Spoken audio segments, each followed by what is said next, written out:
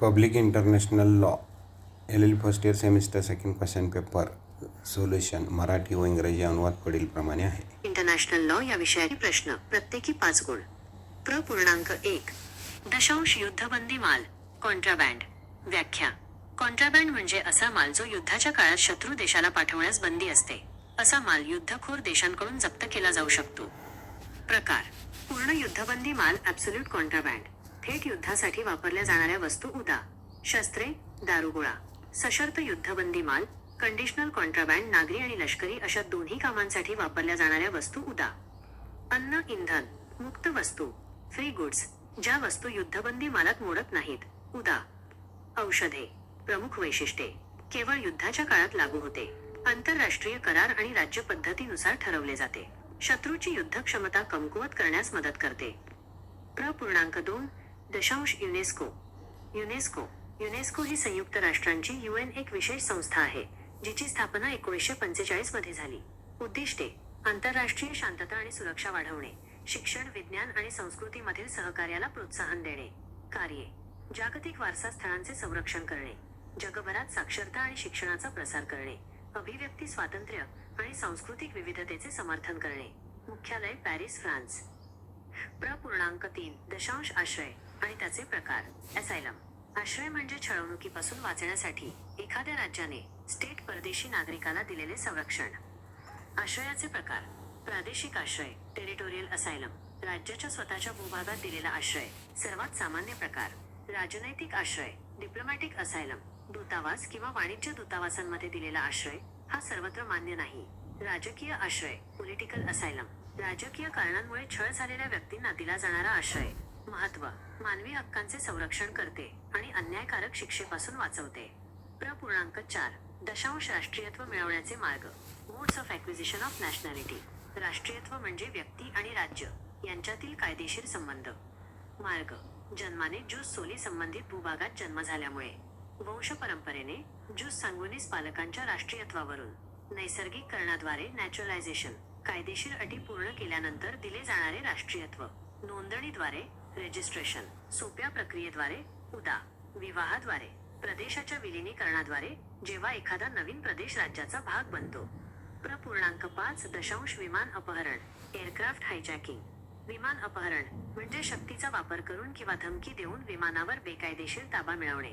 वैशिष्ट्ये. हा एक आंतरराष्ट्रीय गुन्हा मानला जातो. यामुळे प्रवासी आणि कर्मचाऱ्यांचा जीव धोक्यात येतो. कायदेशीर चौकट. हेग कन्व्हेन्शन 1970 आणि मॉन्ट्रियल कन्व्हेन्शन 1971. शिक्षा. राज्यांनी गुन्हेगारांवर एकतर खटला चालवला पाहिजे किंवा त्यांचे प्रत्यार्पण एक्स्ट्राडाइट केले पाहिजे. प्र पूर्णांक 6 दशांश राज्यांचे विविध प्रकार. Different kinds of states. एकात्मक राज्य युनिटरी स्टेट, केंद्रीभूत सत्ता उदा. ब्रिटन. संघराज्य फेडरल स्टेट, सत्तेचे विभाजन उदा. भारत. अमेरिका. परिसंघ कन्फेडरेशन, राज्यांचा सेल संघ. संरक्षित राज्य प्रोटेक्टोरेट स्टेट, दुसऱ्या राज्याच्या संरक्षणाखाली असलेले राज्य. तटस्थ राज्य न्यूट्रल स्टेट, जे युद्धांमध्ये सहभागी होत नाही. अवलंबित राज्य डिपेंडंट स्टेट, जे दुसऱ्या राज्याच्या नियंत्रणाखाली असते. भाग ब. दीर्घोत्तरी प्रश्न प्रत्येकी 12 गुण.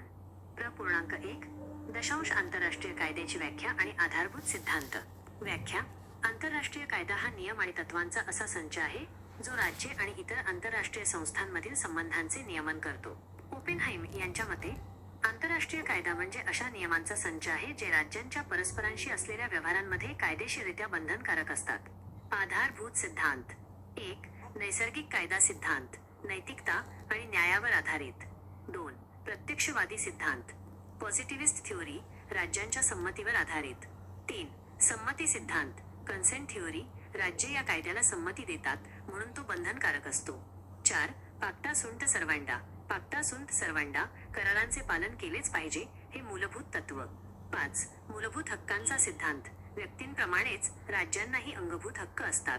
6. समाजशास्त्रीय सिद्धांत, सामाजिक गरजा आणि राज्यांच्या एकमेकांवरील अवलंबित्व यातून कायदा निर्माण होतो.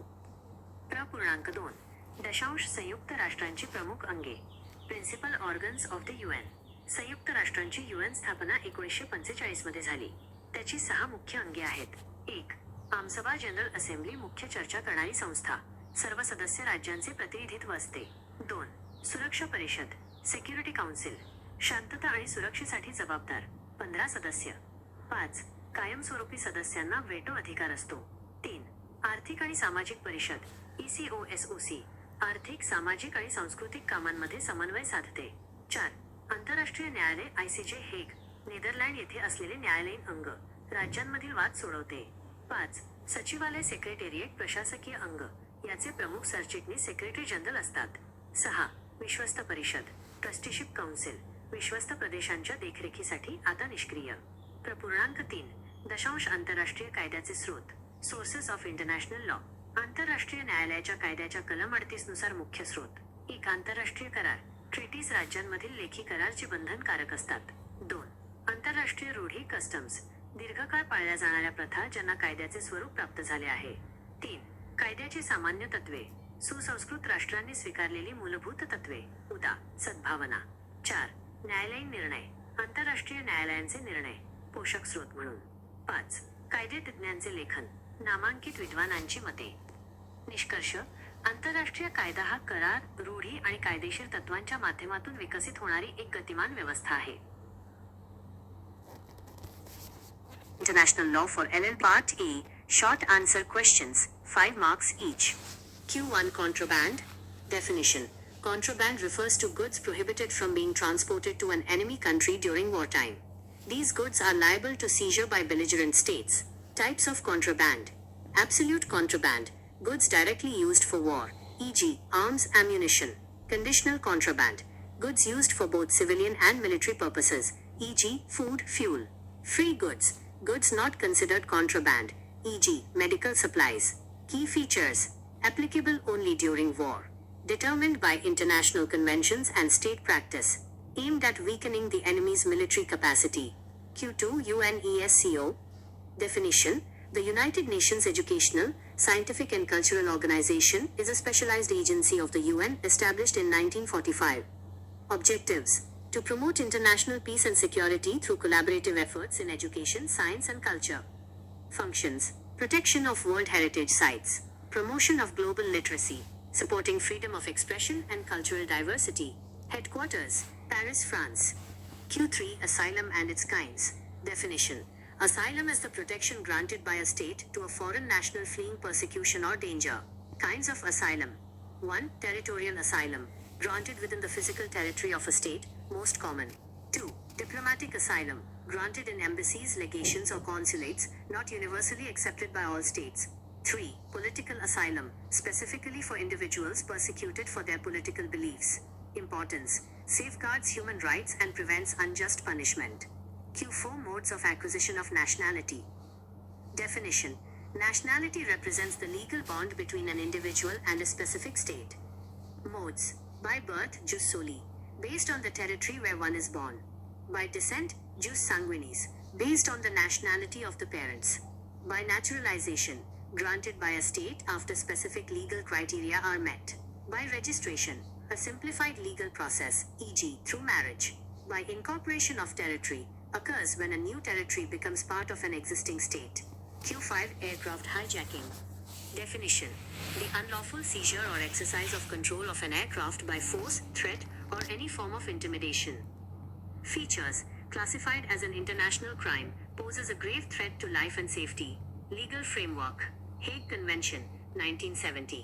Montreal Convention, 1971.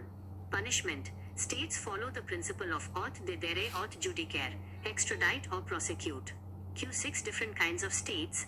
Unitary state, power is centralized, e.g. UK. Federal state, power is divided between central and regional governments, e.g. India, USA. Confederation, a loose union of independent states. Protectorate state, a state that is under the protection's control of another. Neutral state, a state that formally abstains from participating in any war. Dependent state, a state that lacks full sovereignty and is under external control. Part B. Long answer questions, 12 marks each. Q1.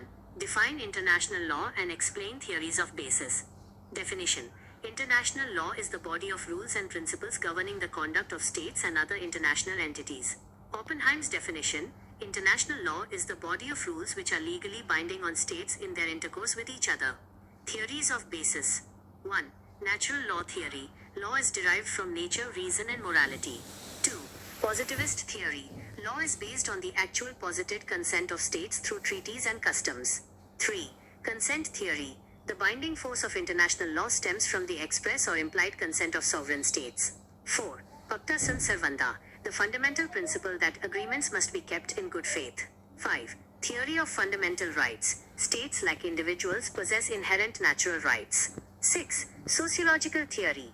Law is a product of social necessity and the interdependence of the international community. Conclusion. Modern international law is a synthesis of consent, necessity, and shared moral principles. Q. Two principal organs of the United Nations. The United Nations, UN, established in 1945, operates through 6 primary organs. 1. General Assembly, the main deliberative assembly, where all member states have equal representation. 2. Security Council, primarily responsible for maintaining international peace and security, 15 members, 5 permanent with veto power. 3. Economic and Social Council, ECOSOC, manages the economic, social, and environmental work of the UN. 4. International Court of Justice, ICJ, the principal judicial organ located at The Hague, Netherlands. 5. Secretariat, the administrative heart of the UN, led by the Secretary General.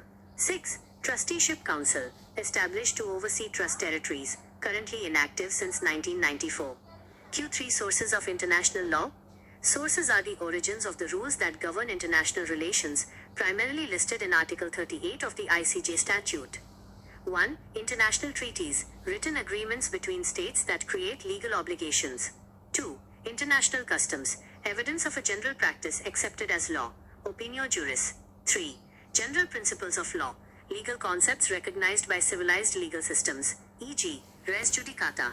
4. Judicial decisions, decisions of international courts used as subsidiary means for determining rules of law. 5. Writings of jurists, teachings of the most highly qualified publicists. Subsidiary sources, equity and resolutions, passed by international organizations. Conclusion. These sources ensure that international law remains a comprehensive and evolving system for global governance.